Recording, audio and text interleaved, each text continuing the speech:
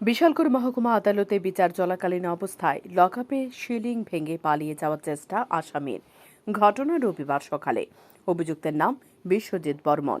ঘটনার বিবরণী জানা যায়, মেলাখোর থানার পুলিশ শনিবার রাতে পিআরসি মামলায় মেলাখোর থেকে এক অভিযুক্তকে গ্রেপ্তার করে রবিবার সকাল 11টায় বিশালগড় মহকুমা আদালতে সোপর্দ করে। বিশালগড় এসডিজেএম আদালতে অভিযুক্তকে তোলার পর অভিযুক্ত বিশ্বজিৎ বর্মন শৌচালয়ে যাওয়ার কথা বলেন। বিচার চলাকালীন অবস্থায় অভিযুক্তকে আদালতের লকআপের মধ্যে থাকা শৌচালয়ে নিয়ে যাওয়ার পর লকআপের সিলিং ভেঙে পালিয়ে যাওয়ার চেষ্টা করেন। ঘটনার খবর পেয়ে দ্রুত চলে যায় বিশালগড় থানার পুলিশ। পরবর্তী সময় বিশালগড় এসডিজেএম অভিযুক্তকে একদিনের জেল হেফাজতের নির্দেশ দেন। সোমবার পুনরায় অভিযুক্তকে আদালতে সোপর্দ করা হবে। সংবাদ মাধ্যমে এমনটি জানান পুলিশ আধিকারিক। জানা যায়, উক্ত মামলাটি ছিল বিশ্রামগঞ্জ থানা মামলা, যার নম্বর 17/23।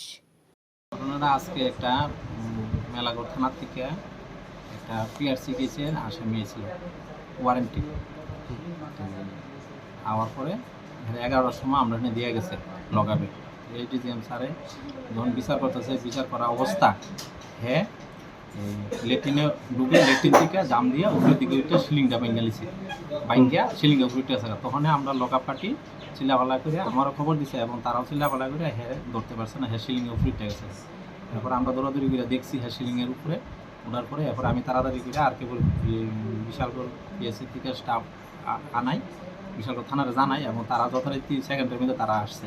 আসার পর তারা নিয়ে আমরা সিলিং থেকে উঠে আসামিটাকে নামাই আনছি। আনার পরে এসডিজিএম সাহেব সহ আমরা সঙ্গে ছিল। আনার পরে এরপর স্যারে তাকে কেসটিতে পাঠিয়ে দিয়েছে। আবার কালকে আগামীকাল আমরা কোর্টে আসবে। কি নাম আসামি? আসামির নাম হলো বিশ্বজিৎ। আসামির নাম হলো বর্মন। কি নাম? বিশ্বজিৎ বর্মন। আচ্ছা, কোন থানার কেস? এটা বিশ্রামগঞ্জ থানার কেস 17/21। অভিযুক্ত বাড়ি কোনখানে? অভিযুক্তর বাড়ি হলো মেলাগড় কুয়াংবাড়ি।